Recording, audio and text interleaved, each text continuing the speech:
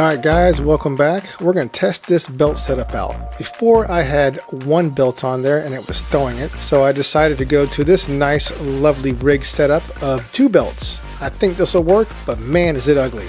I mean, just look at it. It took washers and many hours of carefully planned redneck engineering, but I think we're there. Since I'm running an 8-inch torque converter, it's very important to keep them cool, so I'm running this nice big fat transmission cooler with a fan, and I'm also running a Drelly's transmission cooling pan. It has these little fin things in there and catches the air and spits out the other side and helps cool the fluid while it's inside the pan. And I'm sure you're going to say something about that leak right there, but remember, Chevys don't leak. They just mark their territory. Now if you haven't heard that, then just stick that in your mean pipe and smoke it. And in the hopes that my sad turd box is going to catch first gear and not spin, I'm lowering the pressure to 14 psi. As you can see how light the ass is in this thing, even at 14 psi, the tires barely have any flatness to them. And the only way to test a belt setup is to drive it like you stole it. And unfortunately, I guess you guys have to watch me get on my slow turd box and spin the crap out of it. So let's let it warm up and let's have some fun.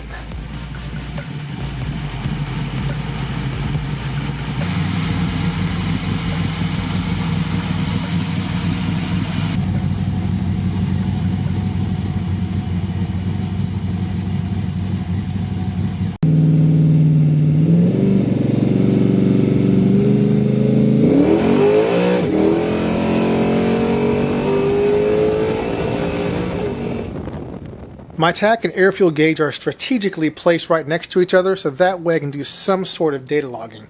I guess it's more like a redneck data logging, but it works. It helps you notice things that you're about to see right here, like what happened, the conditions, and so on. I'm just going to put up text next to explain what's going on, and if you guys see anything that I didn't notice besides that it's slow, let me know in the comments below.